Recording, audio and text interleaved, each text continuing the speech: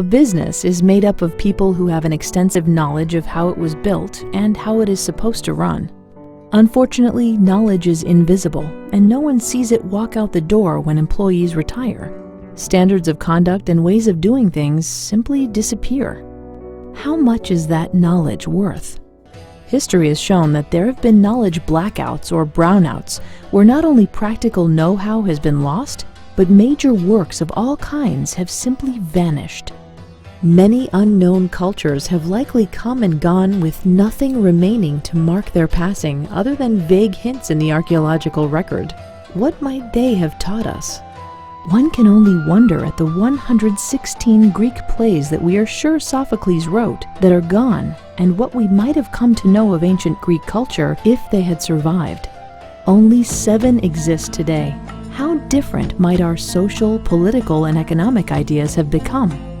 The first known attempt to gather and preserve human knowledge began under the Ptolemies of Egypt around 300 BC. They conceived and opened the Great Library of Alexandria. Agents scoured the world for written texts and even removed the books from ships that visited the port. The library kept the originals and sent back copies. This went on for nearly 700 years, amassing possibly the greatest storehouse of human knowledge ever collected. And then, with a careless or malicious spark, it was gone. Who set the fire and the full extent of what was destroyed, we don't know. We only know the hole it left behind. It was 300 years before another attempt was made to gather and preserve knowledge. The 9th century Caliph al-Ma'mun of Baghdad sent an emissary of scholars to collect and bring to Baghdad all of the Greek manuscripts that could be found, particularly those on science and mathematics. The collected texts were translated into Arabic and preserved in the House of Wisdom. Unfortunately, within 200 years, it too fell victim to the chaos of warfare as the Islamic world splintered apart. Then, in AD 1085, Alfonso VI of Castile conquered Toledo. But unlike the past, the libraries and learning centers were spared. Shortly thereafter, the Toledo School of Translators was established by the Archbishop until his death. For a few years, the huge repository of knowledge locked away began to flow from Arabic to Castilian and then into Latin. Later, Alfonso X, known as El Sabio, the Wise, reopened the School of Translators and resumed the translation of classic texts, only this time directly into Common Castilian. This not only ensured that the texts found a much wider audience, but also set the foundation for the Spanish language to emerge.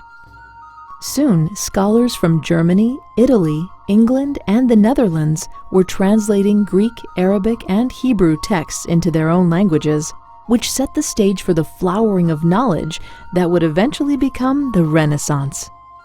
Without this strange and serendipitous string of events across many centuries, through numerous countries, 3 major religions, and several languages, it is likely we would have lost a great deal of understanding and knowledge of how we have come to be who we are. Keeping our past alive has helped us understand that we are built upon a bedrock of cumulative knowledge. The internet has been such a tremendous resource to help preserve and disseminate information. It is easy to forget how vulnerable that electronic knowledge base is to corruption and perhaps elimination. The rise of a knowledge base can take hundreds or even thousands of years, but its destruction takes only moments. The time to ensure the preservation of that knowledge base is long before it leaves or is destroyed. Today, our knowledge base, spotty as it may be in places, spans from the beginning of the universe to this very moment. To lose it would leave a very big hole. Will our future generations know who Homer was, Mark Twain, Aldous Huxley? Will our works be altered for political correctness or otherwise?